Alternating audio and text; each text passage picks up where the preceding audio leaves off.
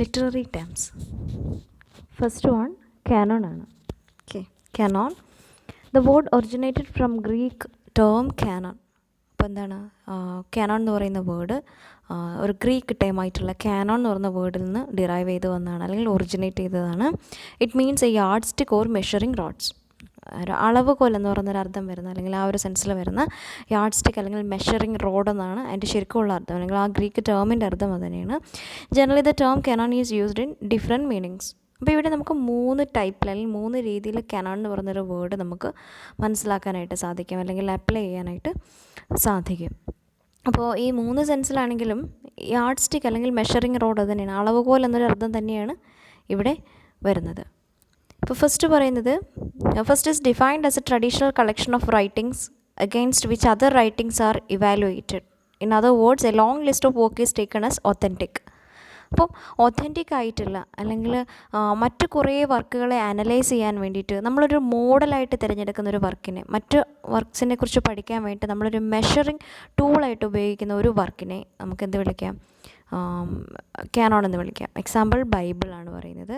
മറ്റൊരു എക്സാമ്പിൾ പറയുകയാണെങ്കിൽ ഒരു രാമായണം എന്ന് പറയുന്നൊരു എപ്പിക്കാണ്. അപ്പോൾ നമ്മൾ ആ ഒരു എപ്പിക്കിനെ വെച്ചിട്ട് ആ എപ്പിക്കിൻ്റെ ഫീച്ചേഴ്സ് വെച്ചിട്ട് മറ്റുള്ള എപ്പിക്സിനെ കുറിച്ച് പഠിക്കാൻ ശ്രമിക്കുന്നുണ്ടെങ്കിൽ, ഇപ്പോൾ ഇവിടെ നമ്മൾ മറ്റ് എപ്പിക്സിനെ മെഷർ ചെയ്യാനായിട്ട് ഉപയോഗിക്കുന്ന ഒരു വർക്ക് എന്ന് പറയുന്നത് രാമായണമാണ്. അപ്പോൾ അത് രാമായണം ഇവിടെ എന്തായിട്ട് മാറുന്നു? കാനോണായിട്ട് മാറുന്നു. സെക്കൻഡ് വൺ പറയുന്നത് students of literature use it to refer to the writings included in anthologies or text books under certain genres and those are evaluated according to the genre which they are placed. അപ്പോൾ എന്താ പറയുന്നത് വെച്ചാൽ ഇവിടെ second application എന്ന് പറയുന്നത്, അല്ലെങ്കിൽ second ഒരു meaning എന്ന് പറയുന്നത്, ലിറ്ററേച്ചർ സ്റ്റുഡൻസ് ഏതെങ്കിലും ഒരു പർട്ടിക്കുലർ അല്ലെങ്കിൽ പർട്ടിക്കുലർ ടൈപ്പ് ഓഫ് ലിറ്ററേച്ചറിനെ കുറിച്ച് പഠിക്കാൻ വേണ്ടിയിട്ട് ഒരു ആന്തോളജി അല്ലെങ്കിൽ ഒരു പർട്ടിക്കുലർ ടൈപ്പ് ഓഫ് വർക്കിൻ്റെ കളക്ഷൻ ആന്തോളജി എടുത്ത് സൂക്ഷിക്കുകയാണ്. എന്നുവെച്ചാൽ ആ ഒരു ആന്തോളജി വെച്ചിട്ട് അവർ ബാക്കി കാര്യങ്ങൾ സ്റ്റഡി ചെയ്യുന്നു. ഫോർ എക്സാമ്പിൾ പറയുകയാണെങ്കിൽ ഇപ്പോൾ നമ്മൾ സോണറ്റ്സിനെ കുറിച്ച് പഠിക്കുകയാണെന്ന് വിചാരിക്കുക. അപ്പം കുറേ സോണറ്റ്സ് കളക്ട് ചെയ്ത് വെക്കുകയാണ്, ഒരുപാട് സോണറ്റ്സ് അല്ലെങ്കിൽ ഒരു 10-20 സോണറ്റ്സ് കളക്ട് ചെയ്ത് വെച്ചിട്ട് അതൊരു ആന്തോളജിയാണ് അല്ലേ.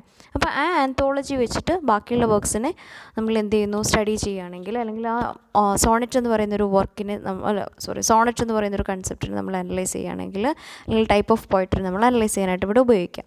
അപ്പോൾ ഇങ്ങനെ ആണ് രണ്ടാമത്തെ സെൻസ് എന്ന് പറയുന്നത്. It covers the entire literature generally thought as suitable for aesthetic admiration and academic use. അപ്പോൾ ഇതൊരു എസ്തെറ്റിക് അഡ്മിറേഷൻ ഉപയോഗിക്കാം, as well as we can use it for academic purpose. Third definition പറയുന്നത് the term indicates the literary writings of a particular author which are considered by the scholars and critics in general to be the genuine creations of that particular author. അതിപ്പം പൊതുവിൽ അംഗീകരിച്ചിട്ടുള്ള ഒരു particular ഓത്തറിൻ്റേത് ആണെന്ന് വിശ്വസിക്കുന്ന വർക്കുകളുടെ ഒരു collection ആണ് നമ്മൾ എന്ത് വിളിക്കുന്നത്? കാനോൺ എന്ന് വിളിക്കുന്നത്. അതായത് ഇപ്പം ഷേക്സ്പിയർ എഴുതിയതാണെന്ന് ചരിത്രവും ക്രിട്ടിക്സും ഒക്കെ പറയുന്ന അദ്ദേഹത്തിൻ്റെ കുറേ പ്ലേ നമ്മൾ കളക്ട് ചെയ്യുന്നുണ്ടെങ്കിൽ, കുറേ പ്ലേസിൻ്റെ കളക്ഷനെ നമുക്ക് എന്ത് വിളിക്കാം? കാനോൺ എന്ന് വിളിക്കാം. These are the 3 meanings of Canon. Next word എന്ന് പറയുന്നത് ഡീഫെമിലിയറൈസേഷൻ ആണ്. അപ്പോൾ നമുക്ക് ഫെമിലിയർ ആയിട്ടുള്ള ഒരു വേർഡാണിത്, അല്ലെങ്കിൽ ഫെമിലിയറൈസേഷൻ അല്ലെങ്കിൽ ഫെമിലിയർ എന്ന് പറയുന്നൊരു ടേം നമുക്ക് പരിചിതമാണ്. അപ്പോൾ ഇവിടെ ഡീഫെമിലിയറൈസേഷൻ എന്താണെന്ന് നോക്കുകയാണെങ്കിൽ, it is an artistic technique of presenting common things in an unfamiliar way or a strange way to the audience or readers in order to enhance the perception of the familiar. അപ്പോൾ നമുക്ക് ശരിക്കും familiar ആയിട്ടുള്ളൊരു കാര്യം, ചിരപരിചിതമായിട്ടുള്ള ഒരു കാര്യം എന്താണ് ഒരു unfamiliar വേ അല്ലെങ്കിൽ ഒരു ഡിഫറെൻറ്റ്, കുറച്ച് സ്ട്രെയിഞ്ച് ആയിട്ടുള്ള രീതിയിൽ എഴുതുന്നതിനെയാണ് അല്ലെങ്കിൽ പ്രസൻറ്റ് ചെയ്യുന്നതിനെയാണ് ഡീഫെമിലിയറൈസേഷൻ എന്ന് പറയുന്നത്. എക്സാമ്പിൾ പറയുകയാണെങ്കിൽ നമ്മൾ ചില സ്പെല്ലിങ്സ് ഒക്കെ തെറ്റിച്ച്, അതായത് മാറ്റി എഴുതുന്ന ഡിസൈൻ എന്നുള്ള ഒരു വേർഡ് നമ്മൾ ക്ലാസ്സിൽ ഡിസ്കസ് ചെയ്ത പോലെ തന്നെ ഡിസൈൻ എന്നുള്ള വേർഡ്, അപ്പോൾ നമുക്കറിയാം അതിൻ്റെ സ്പെല്ലിങ് DESIGHN അല്ലേ. അപ്പോൾ അത് കുറച്ച് ഡിഫറെൻ്റ് ആയിട്ട് നമ്മൾ എഴുതുകയാണ്, DZIN എന്നൊക്കെ കുറച്ച് നമ്മൾ പെട്ടെന്ന് ശ്രദ്ധിക്കുന്ന രീതിയിൽ മാറ്റി പ്രസൻറ്റ് ചെയ്യുന്നത്. അപ്പോൾ ഇതിനെയാണ് ഡീഫെമിലിയറൈസേഷൻ എന്ന് പറയുന്നത്. അപ്പോൾ ശരിക്കും ഈ ഒരു ടേം കോയിൻ ചെയ്യുന്നത് റഷ്യൻ ഫോർമലിസ്റ്റ് ക്രിറ്റിക്സ് ആണ്. According to Russian formalist who coined the term, it is a central concept of art and poetry. അപ്പോൾ അവരുടെ ഒരു വിശ്വാസം അനുസരിച്ച് ആർട്ട് ആയിക്കോട്ടെ പോയട്രി ആയിക്കോട്ടെ, അതിൻ്റെ ഒരു സെൻട്രൽ കൺസെപ്റ്റ് എന്ന് പറയുന്നത് ഡീഫെമിലിയറൈസേഷനാണ്. ഏതൊരു കാര്യം, ഇപ്പോൾ ഒരു കവിതയെ നമ്മൾ നോക്കുവാണെങ്കിൽ, വി കൺസിഡർ എ പോയം, ഒരു കാര്യം നമ്മൾ ഡയറക്റ്റ് പറയുവാണെങ്കിൽ അതിനത്ര ഒരു ഭംഗി ഉണ്ടാവണമെന്നില്ല. നേരെ മറിച്ച് അത് ഇൻഡയറക്റ്റായിട്ട് ഭയങ്കര ആലങ്കാരികമായിട്ടാണ് പറയുന്നതെങ്കിൽ അതിന് കുറച്ചുകൂടി ഒരു ബ്യൂട്ടി ഉണ്ടാവും. അപ്പോൾ ആ ഒരു ബ്യൂട്ടി അറ്റൈൻ ചെയ്യുക എന്നുള്ളതാണ് ഡീഫെമിലിയറൈസേഷൻ്റെ ഒരു ലക്ഷ്യം എന്ന് പറയുന്നത്. നമ്മളൊരു എക്സാമ്പിൾ പറയുകയാണെങ്കിൽ മന്നവേന്ദ്ര വിളങ്ങുന്നു നിൻമുഖം ചന്ദ്രനെ പോലെ എന്ന് പറയുമ്പോഴത്തെ എന്താണ്, രാജാവിൻ്റെ മുഖം ചന്ദ്രനെ പോലെയാണ്. സിംപ്ലി അതിൻ്റെ മീനിങ് എന്താണ്, രാജാവിനെ കാണാൻ നല്ല സുന്ദരനാണെന്നാണ് അല്ലേ. അപ്പോൾ നമുക്ക് ആ രാജാവ് സുന്ദരനാണെന്ന് പറയുമ്പോഴാണോ അല്ലെങ്കിൽ ഈ രീതിയിൽ പറയുമ്പോഴാണോ കുറച്ചുകൂടി ഒരു പോയറ്റിക് എഫക്റ്റ് കിട്ടുന്നത്, നമ്മൾ ആദ്യം പറഞ്ഞ രീതിയിലായിരിക്കും. അപ്പോൾ ആ ഒരു എസ്തെറ്റിക് സെൻസ് കിട്ടാൻ വേണ്ടി അല്ലെങ്കിൽ കുറച്ചുകൂടി ഒരു ബ്യൂട്ടി എന്ന് വേണം നമുക്ക് പറയാം, ഒരു സൗന്ദര്യം കിട്ടാൻ വേണ്ടിയിട്ടാണ് ശരിക്കും ഈ ഡീഫെമിലറൈസേഷൻ എന്നുള്ളൊരു വേർഡ് ഉപയോഗിക്കുന്നത്. The term was first coined in 1917 by Russian formalist Victor ഷോവോസ്കി in his essay art as device. അപ്പോൾ ആർട്ട് ആസ് ഡിവൈസ് എന്ന് പറയുന്ന ഒരു ബുക്കിൽ എസ്സേയിൽ 1917 റഷ്യൻ ഫോർമലിസ്റ്റ് ആയിട്ടുള്ള വിക്ടർ ഷോവോസ്കിയാണ് ഈ ഒരു ടേം ആദ്യമായിട്ട് കോയിൻ ചെയ്യുന്നത്. For him, defamiliarization was to differentiate the artistic language from everyday language to make the poetry or art more perceptible. അപ്പോൾ അദ്ദേഹത്തിൻ്റെ ഒരു അഭിപ്രായം വെച്ച് അക്കോർഡിംഗ് ടു ഹിം ഈ ഡീഫെമിലറൈസേഷൻ എന്ന് പറയുന്നത് ആർട്ടിസ്റ്റിക് ലാംഗ്വേജിനെയും എവറിഡേ ലാംഗ്വേജിനെയും തമ്മിൽ ഡിഫറൻഷ്യേറ്റ് ചെയ്യുന്ന ഒന്നാണ്. എന്താണോ അതാണ് ഡീഫെമിലറൈസേഷൻ എന്ന് പറയുന്നത്. അത് പോയിട്രി ആയിക്കോട്ടെ ആർട്ടിലായിക്കോട്ടെ. അപ്പോൾ സാധാരണ ഭാഷയിൽ നിന്ന് സാധാരണ വേ ഓഫ് സ്പീക്കിങ്ങിൽ നിന്ന് ഡിഫറെൻ്റ് ആയിരിക്കണം പോയറ്റിക് ലാംഗ്വേജ് എന്ന് പറയുന്നത്. നമ്മൾ വർത്തമാനം പറയുന്നത് പോലെ ഒരു കവിത എഴുതുവാണെങ്കിൽ ചിലപ്പം ഭംഗി ഉണ്ടാവണമെന്നില്ല. അതേപോലെ ഒരു പോയറ്റിക് ലാംഗ്വേജിൽ നമ്മൾ നോർമലി സംസാരിക്കുകയാണെങ്കിൽ അതിനും എന്തെല്ലോ കുഴപ്പങ്ങളുണ്ടാവും. സോ സാധാരണ കോമൺ ലാംഗ്വേജിനെയും പോയറ്റിക് ലാംഗ്വേജിനെയും തമ്മിൽ വേർതിരിക്കുന്ന ഒരു ഘടകം കൂടിയാണ്, അല്ലെങ്കിൽ ഒരു റിയാലിറ്റിയാണ് ഡീഫെമിലറൈസേഷൻ എന്ന് പറയുന്നത്, അല്ലെങ്കിൽ ഒരു ആപ്ലിക്കേഷൻ ഓഫ് വേർഡ്സ് എന്ന് എന്ത് വേണമെങ്കിലും നമുക്കതിനെ പറയാനായിട്ട് പറ്റും. നെക്സ്റ്റ് നമുക്ക് നോക്കാനുള്ളത് പാരഡോക്സ് ആണ്. Paradox in literature refers to the use of concepts or ideas that are contradictory to one another, yet one placed together hold significant value on several levels.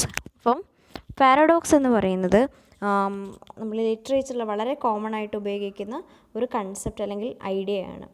That are contradictory to one another yet are placed together hold significant value on several levels. അപ്പോൾ നമുക്ക് ഒറ്റ നോട്ടത്തിൽ അത് തമ്മിൽ ഭയങ്കര വ്യത്യാസം തോന്നും. ഒരു വ്യത്യാസം എന്നല്ല, കോൺട്രഡിക്ടറി ആയിരിക്കും, രണ്ടും പരസ്പര വിരുദ്ധമായിരിക്കും. വിരോധാഭാസം എന്നാണ് പാരഡോക്സ് എന്നുള്ളതിൻ്റെ ശരിക്കുള്ളൊരു വേർഡ് എന്ന് പറയുന്നത്, മീനിങ് എന്ന് പറയുന്നത്.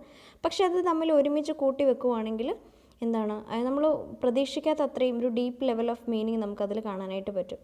അപ്പോൾ the uniqueness of paradoxes lies in the fact that a deeper level of meaning and significance are not revealed at first glance. ഇപ്പോൾ എന്താണ് പറയുന്നത്, ഒരു ഒറ്റ നോട്ടത്തിൽ ഈ പാരഡോക്സ് എന്ന് പറയുന്നതിൻ്റെ ഒരു പ്രത്യേകത അല്ലെങ്കിൽ അതിൻ്റെ യുണീക്നെസ് നമുക്കത് പെട്ടെന്ന് മനസ്സിലാവില്ല.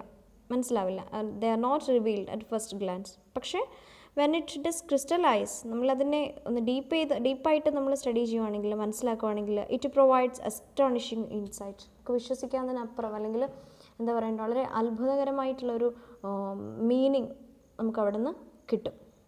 നമ്മൾ എക്സാമ്പിൾസ് പറയുവാണെങ്കിൽ എന്താ പറയുക, ആട്ടിൻ തോലിട്ട ചെന്നായി അല്ലേ, ആട്ടിൻ തോലിട്ട ചെന്നായി നമ്മൾ പറയലുണ്ട്.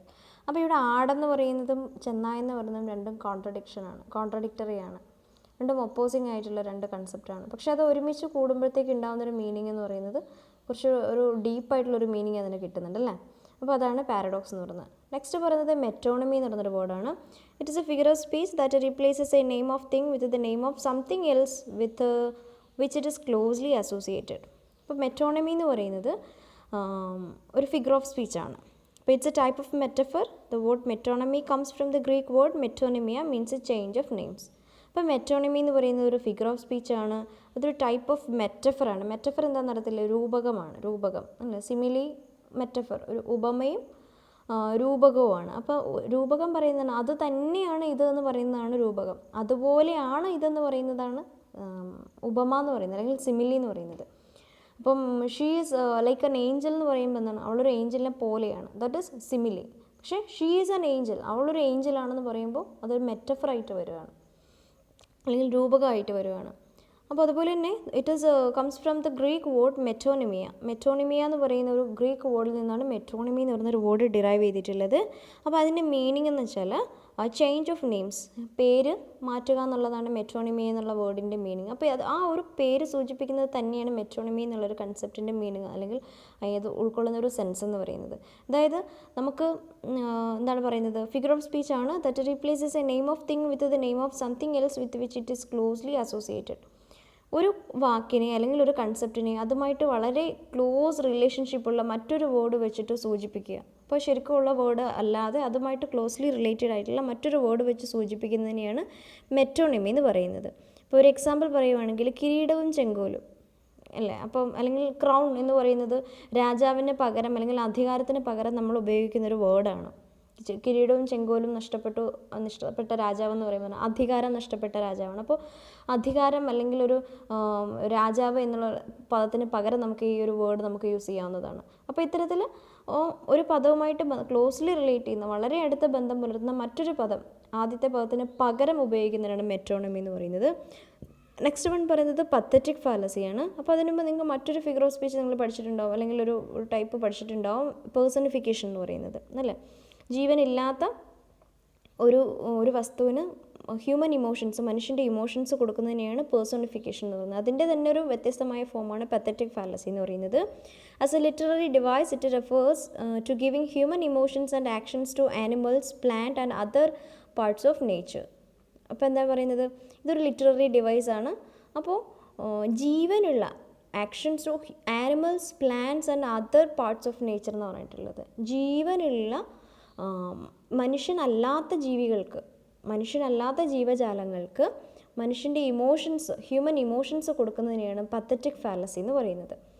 നമുക്ക് പെട്ടെന്ന് മനസ്സിലാവുന്ന ഒരു എക്സാമ്പിളാണ് ബാലരമയിലെ കഥാപാത്രങ്ങളും സൂത്രനും ഷേരും ഒക്കെ എക്സാമ്പിളാണ്. പക്ഷെ അവരൊന്നും ജീവനുള്ള വസ്തുക്കളാണ് അല്ലെ, ജീവികളാണ് അല്ലേ. നേരെ മറിച്ച് പേഴ്സോണിഫിക്കേഷൻ പറയുമ്പോൾ ജീവനില്ലാത്ത വസ്തുക്കളെയാണ് നമ്മൾ പേഴ്സോണിഫൈ ചെയ്യുന്നത്. ഇപ്പോൾ ഒരു പേന അല്ലെങ്കിൽ ഒരു പെന്നിനെ നമ്മൾ ഒരു മനുഷ്യനായിട്ട് കണക്കാക്കുകയാണെങ്കിൽ ശക്തിയുള്ളത് പെൻ ഇസ് മൈറ്റർ ദൻ സോഡ് എന്ന് പറയും അല്ലേ. അപ്പോൾ അവിടെ പെന്നിന് എന്താണ്, അവിടെ ഒരു ശക്തി എന്ന് പറയുന്നത് ജീവനുള്ള വസ്തുക്കൾക്ക് ഉണ്ടാകുന്ന അല്ലെങ്കിൽ ഹ്യൂമൻ ക്വാളിറ്റിയാണ്. അപ്പോൾ ആ ഒരു പവർ അവിടെ കൊടുക്കുമ്പോൾ അതിനെ ശരിക്കും പേഴ്സോണിഫൈ ചെയ്യുകയാണ്. പേഴ്സോണിഫിക്കേഷൻ നിങ്ങൾ ഇഷ്ടംപോലെ കേട്ടിട്ടുണ്ടാവും, പഠിച്ചിട്ടും ഉണ്ടാവും. അപ്പോൾ എന്തായാലും ജീവനുള്ള മറ്റ് ജീവജാലങ്ങൾ, മനുഷ്യനല്ലാത്ത ജീവജാലങ്ങൾക്ക് നോൺ ഹ്യൂമൻ ബീയിങ്സിന്, ഓക്കെ അതാണ് അതിൻ്റെ കറക്റ്റ് വേർഡ്, നോൺ ഹ്യൂമൻ ബീയിങ്സിന് ഹ്യൂമൻ ഇമോഷൻസ് കൊടുക്കുന്ന ഒരു രീതിനെയാണ്, ഒരു ലിറ്റററി ഡിവൈസാണ് പത്തറ്റിക് ഫാലസി എന്ന് പറയുന്നത്. British cultural critic John Ruskin created the definition of pathetic fallacy in the mid-1800s in his book modern painters. അപ്പോൾ ജോൺ റിസ്കിനാണ് ഈ പറയുന്നൊരു ടേം ആദ്യമായിട്ട് കോയിൻ ചെയ്യുന്നത്. It is a phrase used in science to discourage the activation of emotions to natural phenomena. അപ്പോൾ ഇതൊരു scientific ഒരു ഫീൽഡുമായിട്ട് connect ചെയ്തിട്ട് അദ്ദേഹം ആദ്യമായിട്ട് അത് പ്രസൻറ്റ് ചെയ്യുന്നത്. Pathetic fallacy is now used mainly as a neutral name for a procedure in which human traits are ascribed to natural objects in a way that is less formal and more indirect than in the figure called personification. അപ്പോൾ ഏകദേശം personification പോലെ തന്നെ. നമ്മൾ 6th term പറയുന്നത് പാട്രിയാർക്കിയാണ്. അപ്പോൾ നിങ്ങളൊരു feminism എന്ന് പറയുന്ന തിയറി ത്രൂ ഔട്ട് ഈ ഒരു കാര്യത്തെക്കുറിച്ച് പഠിക്കുന്നുണ്ട്. അപ്പോൾ patriarchy means it's a social system in which men hold primary power and domination of roles, political leadership, moral authority, social privilege and control of property. ഇപ്പോൾ നമ്മളൊരു എസ്സേ ത്രൂ ഔട്ട് ഒരു essay മുഴുവൻ നമ്മൾ പറഞ്ഞാണ് പാട്രിയാർക്കി എന്താണെന്നുള്ളത്.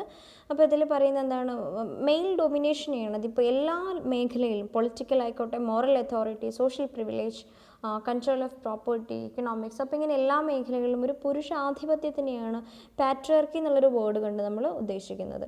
Some patriarchal societies are also patrilineal. അപ്പോൾ പറയുന്നുണ്ട് ചില പാട്രിയാർക്കൽ സൊസൈറ്റീസ് എന്താണ് പാട്രിലിനിയൽ ആണെന്ന് പറയുന്നുണ്ട്. അതായത് meaning that property and are inherited by the male lineage. അപ്പോൾ സ്വത്ത് എന്ന് പറയുന്നത് ആൺമക്കൾക്ക് തന്നെ കൈമാറി വരുന്ന ആ ഒരു സിസ്റ്റത്തിനെയാണ് പാട്രിലിനിയൽ എന്ന് പറയുന്നത്. It is associated with a set of ideas and ideology that acts to explain and justify this dominance and attributes it to inherent natural differences between men and women. അപ്പോൾ ഒരു ആൺ പെൺ ഡിഫറൻസ് വ്യത്യാസം പറയുമ്പോഴാണ്, male female, men and women വ്യത്യാസം പറയുമ്പോഴാണ് നമ്മൾ ഈ ഒരു പാട്രിയാർക്കി എന്ന് പറയുന്നൊരു ടേം ഉപയോഗിക്കുന്നത്. Historically it has manifested itself in the social, legal and political, religious and economic organisation of A range of different cultures. അപ്പോൾ നമ്മൾ കൾച്ചർ ബൈ കൾച്ചർ, നമുക്കറിയാം ഓരോ കൾച്ചറും ഡിഫറെൻ്റ് ആണ്, വ്യത്യസ്തമാണ്. അപ്പോൾ കൾച്ചർ ബൈ കൾച്ചർ ഈ പാട്രിയാർക്കി എന്നുള്ളതിൻ്റെ ഒരു ഡിഗ്രി വ്യത്യാസപ്പെട്ടിരിക്കുന്നതാണ് പറയുന്നത്.